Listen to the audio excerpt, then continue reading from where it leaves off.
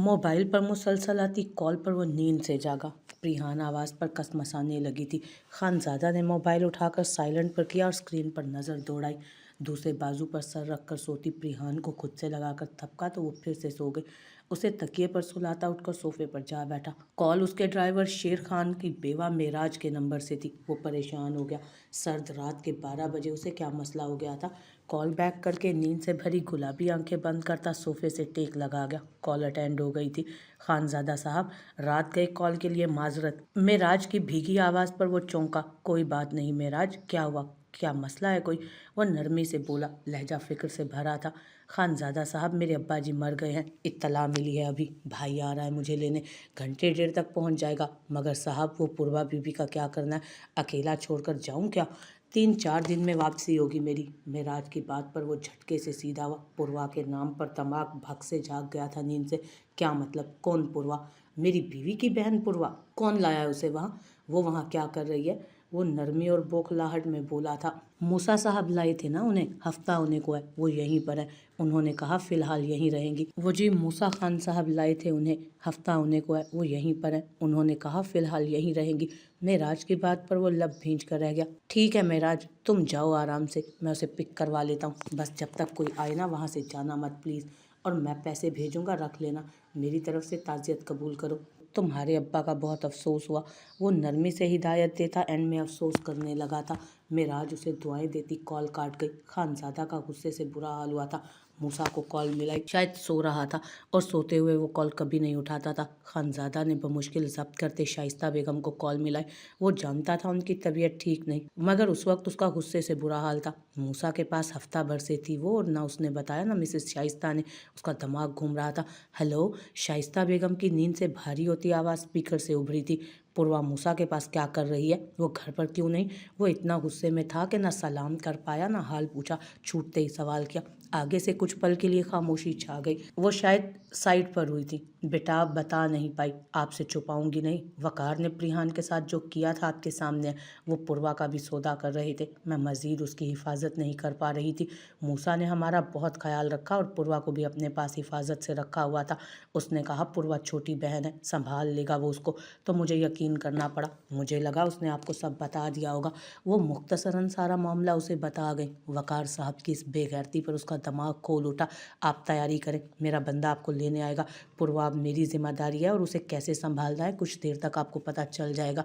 आपको मुझे ये बात पहली फुर्सत में बतानी चाहिए थी। वो संजीदगी से बोलता, ना चाहते हुए भी नाराजगी जाहिर कर गया था। मजीद उनकी कोई भी बात सुने बिना वो कॉल काट गया। वहीं बैठे बैठे अदब खान को कॉल मिलाई। अटेंड होते ही उसने कुछ हिदायत दी और कॉल काट दी। शुक्र था कि अदब खान अभी शहर में ही था। इस बार कॉल काट कर उसने ईसा को कॉल मिलाई। नींद से जागने पर सर दर्द कर रहा था। मूसा पर बदस्तूर गुस्सा था, मगर फिलहाल ये मामला संभालना था। यार, बीवी के आने के बाद भी रातों को आप मुझे कॉल्स करेंगे तो दुनिया के फीके तरीन इंसान है फिर आप। नींद से भारी होती आवाज़ में बोलता ईसा शायद नींद में ही था अभी। खानज़ादा ने ज़ब्त से सुना। ईसा, मुझे ज़रूरी काम है तुमसे, अभी और इसी वक्त उठो और मेरे शहर वाले घर की तरफ जाओ। प्रिहान की छोटी बहन वहाँ अकेली है, मेराज ने जाना है, उसके जाने से पहले उसे वहाँ से ले आओ। खानज़ादा ने उसे हिदायत दी। ईसा बेजारी से सुन रहा था। उसकी हिदायत पर मुंह बनाने लगा। मेराज जाना चाहती है तो जाए, मैं क्यों लाऊं उसे? वो नाक चढ़ाते आंखें बंद के अभी भी सोने में मसरूफ था। ईसा खान, वो दबा दबा चिल्लाया। जी चाह रहा था जाकर दो लगाए। उस वक्त वो निकल भी जाता शहर के लिए तो बहुत देर से पहुंचता। उसकी मजबूरी थी, उसे ईसा पर डिपेंड करना पड़ रहा था। तुम नहीं कर सकते तो बता दो, तुमसे उम्मीद रखी, इसके लिए सॉरी, सो जाओ। खानज़ादा ने कॉल काट दी। ईसा की नींद मिनटों में उड़ी थी। तेज़ी से बिस्तर से निकला और कॉल बैक करते अपनी हुडी उठाकर पहनी। कहाँ जाना है भाई, किसको रिसीव करना? इस बार कॉल अटेंड होते ही वो संजीदगी से पूछ रहा था। खानज़ादा ने हिदायत दोहराकर कॉल बंद कर दी। सर दबाता वो उस वक्त शदीद टेंशन में था। सामने बिस्तर पर प्रिहान सुकून से सो रही थी और वो उसके हिस्से की जिम्मेदारी लिए सोफे पर बैठा रह गया। ईसा अपनी स्पोर्ट्स कार में बैठता पूरी तेज़ रफ्तारी से उसके घर पहुंचा था। आंखों से नींद से जागने से सिर्फ डोरे तैर रहे थे। चेहरे पर बेजारी लिए अंदर पहुंचा तो सामने मेराज अपने बच्चों समेत लाउंज में गमज़दा बैठी थी। साथ एक जवान मर्द भी बैठा था जो शायद उसका भाई था। मेराज, ये पैसे रखें, भाई ने कहा है, और ज़रूरत पड़े तो बताइएगा। यहाँ रुकने के लिए शुक्रिया। पूर्वा कहाँ है? बुला दें उसे। वो खानज़ादा की हिदायत पर हर्फ अमल करता हुड की पॉकेट में हाथ डाले खड़ा था। मेराज 5-5 हज़ार के नोट संभाल कर सोचती कमरे की तरफ बढ़ गई। थोड़ी देर बाद लौटी तो उसके साथ जमाइयाँ लेती पूर्वा आ रही थी। जीन्स पर फ्रॉक पहने, कंधे पर बिखरे बाल और नींद से गुलाबी चेहरा, पैरों में स्नीकर्स जल्दी जल्दी में फंसाए हुए थे। मेराज उसे बाहर लाते ही अपने भाई के साथ वहाँ से निकल गए।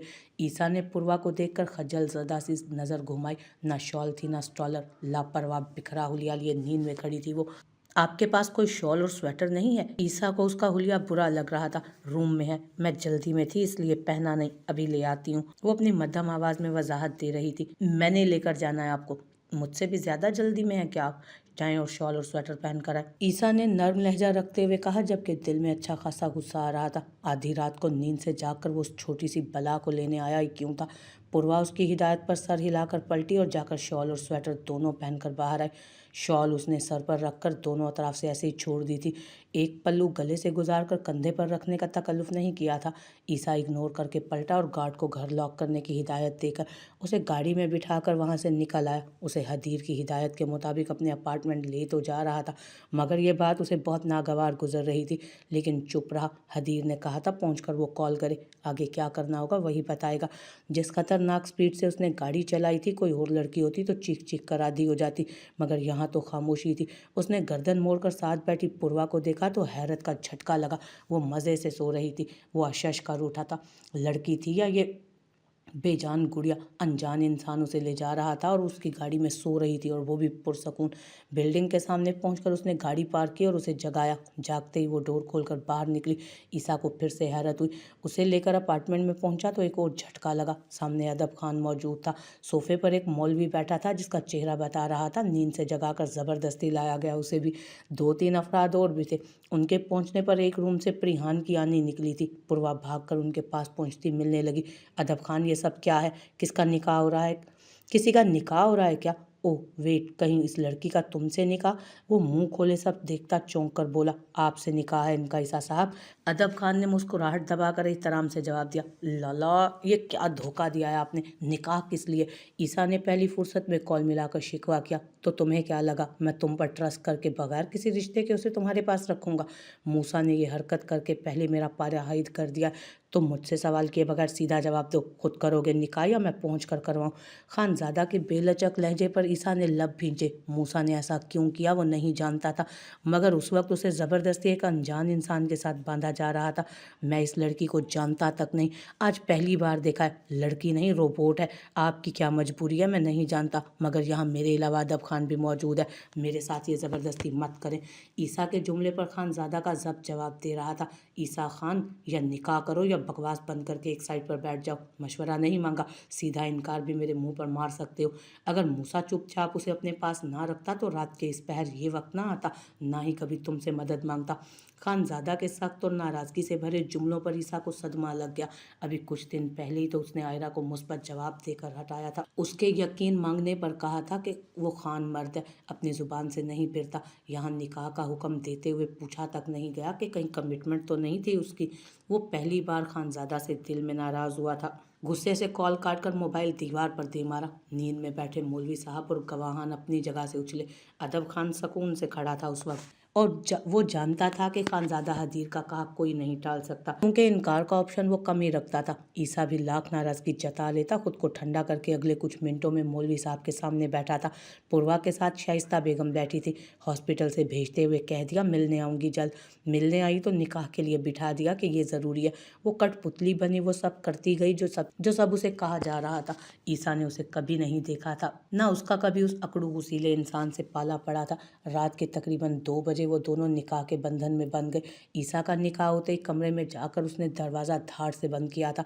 अदब खान मौलवी साहब और गवाहान को जहाँ से लाया था वहाँ छोड़ने चला गया। शाइस्ता बेगम रोनी सूरत लेकर बैठी पूर्वा को दूसरे कमरे में झूठे सच्चे दिलासे देती सुला चुकी थी। बाहर आई तो मुअद्दब सा अदब खान उनका मुंतज़िर था। उनको जिस खामोशी और राजदारी से लाया था उसी खामोशी से वापस घर पहुंचा दिया और ख़ुद खानजादा के शहर वाले घर में चला गया। ईसा के अपार्टमेंट का बैरूनी दरवाज़ा जाते हुए अदब खान ने खुद लॉक कर दिया था। वो दोनों अलग कमरों में पड़े थे। फ़र्क इतना था कि पूर्वा इस बार भी मामले की संगीनी को समझे बिना नींद में थी, और दूसरे कमरे में लेटा ईसा खान अपनी बेबसी और इस ज़बरदस्ती पर गुस्से से सारी रात सो नहीं पाया। अदब खान ने खानजादा को सब खैरियत से हो जाने की इत्तला दी तो वो भी गहरा सांस भरता थकन ज़दा सा उठकर बिस्तर पर लेटा। और आंखें मूंद गया। रात को देर से पहुंचती शाइस्ता बेगम नींद से बेहाल सुबह सुबह वकार साहब के जगाने पर उठी। वकार साहब इतने दिन का सब्र खत्म किए पूर्वा की गैर मौजूदगी का सवाल कर रहे थे। वो स्पाट चेहरा लिए उनको बोलता सुन रही थी। उनकी गायब दिमागी पर वकार साहब बुरी तरह झुंझलाए थे उस वक्त। देखें शाइस्ता, आपकी तबीयत का लिहाज कर रहा हूँ, आखिर पूर्वा कहाँ गई, इतना तो बता दें। जवान लड़की है वो, जिम्मेदारी है हमारी, खबर तो होनी चाहिए ना हमें। वकार साहब बहुत जब्त से बोल रहे थे। उस रात की गायब हुई पूर्वा इतने इंतज़ार के बाद भी नहीं लौटी थी अभी तक। शाइस्ता बेगम का ऑपरेशन कामयाब हुआ था, वो संभल गई थी, घर आ गई थी। हफ्ता गुजर गया था, पूर्वा अभी तक गायब थी। कुछ दिन तो खामोश रहे, मगर अब उनके सब्र का पैमाना लबरेज होने को था शायद। शाइस्ता बेगम की खामोशी बताती थी कि वो जानती हैं पूर्वा कहाँ है। प्रिहान के पास भेजा था, वो ऐसे हालात में थी, इद्दत और तन्हाई। मेरी हर वक्त बिगड़ती हालत ने मुझे परेशान किया तो उसको वहाँ भेज दिया। अब तो माशाल्लाह हदीर आ गया, कुछ वक्त वो पास रखेंगे, फिर प्रीसा के पास चली जाएगी। वो तहम्मुल से बोल रही थी, दिल दुख से भरा हुआ था। वकार साहब का ये रूप पहली बार सामने आया था। प्रीसा के पास क्यों? हमारी भी बेटी है, दरबदर क्यों कर रही हो उसे? वो दांत कचकचा कर रह गए। वाकई हमारी बेटी है? मुझे लगता है बस मेरी भांजी है वो। अच्छा है उसकी बहनें संभाल लें खुद ही उसे। शाइस्ता बेगम के बदले हुए लहजे पर वो ठिठके। हाँ चलो ठीक है, जाने से पहले कुछ दिन हमारे पास भी ले आना, फिर जाने बच्ची से कब मिलना हो। वो लहजे में नरमी भर लाए। शाइस्ता बेगम के अतवार और पूर्वा का गायब होना ठिठका रहा था उन्हें। अगर उन्हें हकीकत का इल्म हो गया हुआ तो, लेकिन हकीकत का इल्म होता तो ऐसे चुप ना रहती। वो सर झटकते मुतमईन हुए। ले आऊँगी, ज़रा तबीयत संभल जाए ना बस। वो बस इतना कहकर खामोश हो गई। दिल भर आया। चलो ठीक है, अब आराम करो, ऑफिस जा रहा हूँ मैं। उनके हामी भर लेने पर वो सुकून से बोलते उठकर चले गए।